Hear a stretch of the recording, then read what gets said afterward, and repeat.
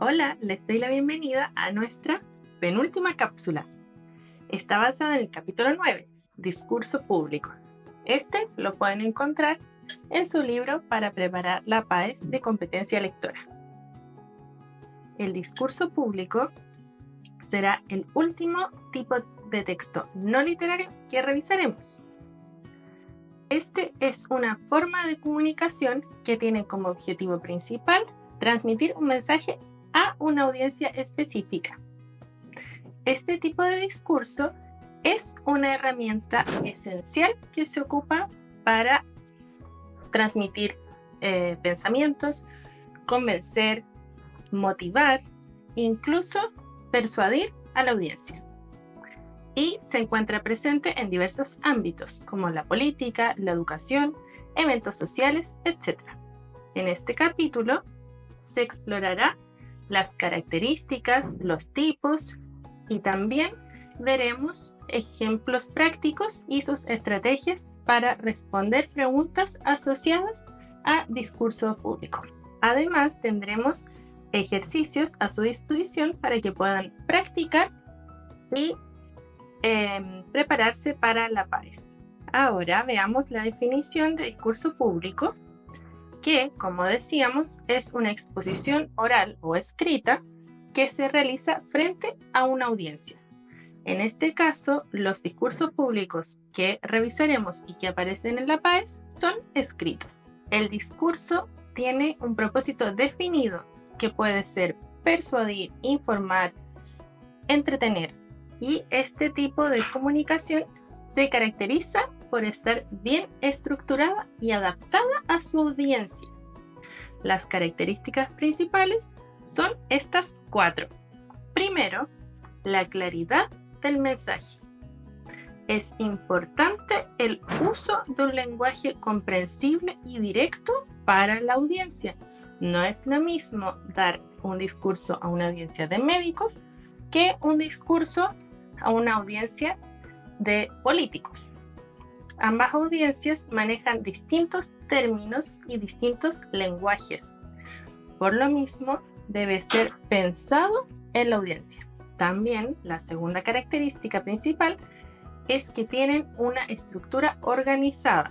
Tienen una introducción, un desarrollo y una conclusión bien definidos. La tercera característica es que presentan una adaptación al público, ya que, como mencionaba anteriormente, se debe tener en especial consideración las características y necesidades de la audiencia para poder transmitir con éxito nuestro discurso. Y la cuarta característica es que suelen utilizar recursos retóricos. Hay una inclusión de figuras literarias, anécdotas o incluso ejemplos para poder reforzar el mensaje. Así es más fácil conectar con la audiencia. Revisaremos 4 tipos de discurso público. El primero es el discurso persuasivo, que es aquel que busca convencer a la audiencia de adoptar algún punto de vista, tomar alguna acción o decisión. Por ejemplo, los discursos políticos o de manifestaciones. Por otro lado está el discurso informativo, cuyo objetivo es proporcionar información clave y objetiva sobre un tema, por ejemplo, en conferencias científicas. En tercer lugar, veremos el discurso motivacional, que es aquel que inspira y motiva a la audiencia a alcanzar sus metas. Por ejemplo, en una ceremonia de graduación o incluso de ingreso a la universidad. Y por último, el discurso ceremonial, que se presenta en ocasiones especiales, como matrimonios, funerales o eventos conmemorativos. Un ejemplo de este podría ser un brindis.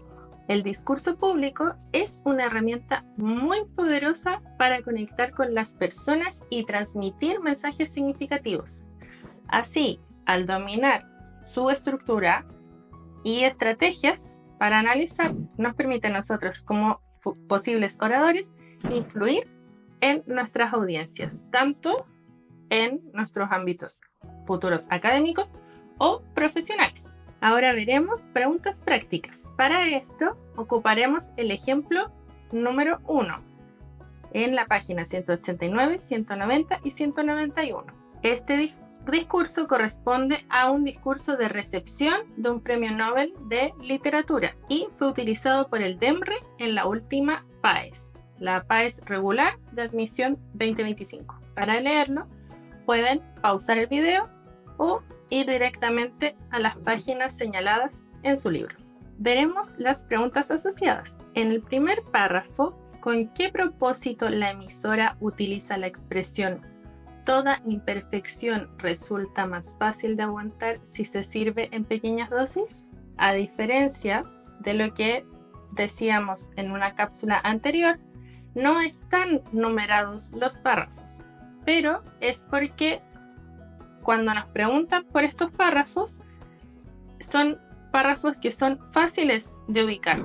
Por ejemplo, el primer párrafo. No nos preguntan por el párrafo 8 o 16 y además que el discurso está bien estructurado, entonces se ven bien los párrafos. Y además mencionan la cita que tenemos que buscar en el párrafo, entonces ahí ya no cabe duda de qué párrafo es al que se refiere. Acá vamos a buscar la cita y la vamos a conectar con el contexto inmediato del párrafo.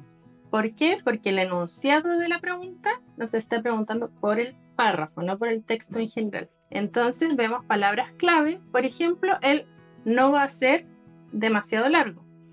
Y conectado con la cita, podemos ver que la autora utiliza esta cita para justificar entonces la brevedad de lo que va a ser su propio discurso. Por lo mismo, al analizar las alternativas, encontraremos que la correcta es la B, para justificar la extensión de su propio discurso. Sigamos con la siguiente pregunta. ¿Cuál es la idea central que se desarrolla en el segundo párrafo? Acá lo mismo, el segundo párrafo es muy fácil de localizar porque ya localizamos cuál es el primero. Para responder esta pregunta, entonces vamos a buscar en este párrafo afirmaciones que expliquen cómo los poetas enfrentan las percepciones sociales que se tienen sobre su trabajo.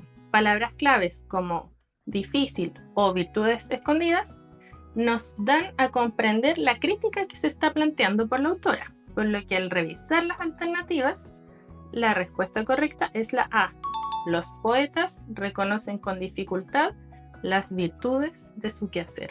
La siguiente pregunta que analizaremos dice: ¿con qué propósito la emisora relata la anécdota sobre Brodsky? Acá analizaremos el cómo la anécdota respalda la postura de la autora sobre los prejuicios en torno a la poesía y la necesidad de legitimación oficial. Es importante que podamos releer entonces el texto y encontrar dónde está señalada la anécdota sobre Brodsky. Así, al analizar las alternativas, podemos darnos cuenta que la correcta es la B, para validar la idea de que se puede ser poeta sin una certificación, ya que en el texto, por ejemplo, hay términos como parásito o la falta de certificación, y esto se puede relacionar con la reivindicación de Brodsky. Sigamos. ¿Cuál es la crítica de la emisora a las películas biográficas sobre artistas y científicos? Para esto examinaremos cómo la autora describe la representación superficial de la inspiración o los procesos creativos en comparación con otros ámbitos. Podemos subrayar palabras claves como "no dice nada sobre el extraño estado de ánimo", y así podemos ver que al analizar las alternativas nos daremos cuenta que la alternativa más correcta es la B, que omiten el origen de los procesos creativos e intelectuales. Ahora revisaremos la última pregunta asociada a este texto. ¿Qué estado anímico de la emisora se interpreta al inicio del discurso? Para esto tendremos que leer nuevamente el primer párrafo con mucha atención, ya que este es el inicio del discurso. y nos podremos ayudar subrayando frases como no muy bien, cuestión que nos va a demostrar una pequeña inseguridad o incomodidad.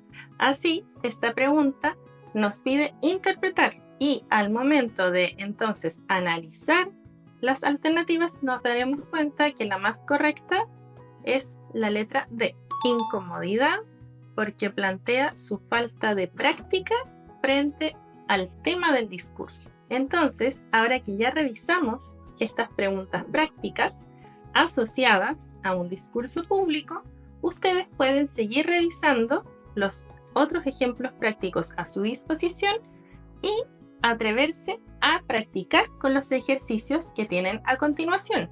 Recuerden que al igual que los otros capítulos, se trata de 24 preguntas de alternativas basadas en distintos discursos públicos, en este caso, ¿verdad? Cuyas alternativas correctas están en la última página de este capítulo. Nos vemos en la última cápsula.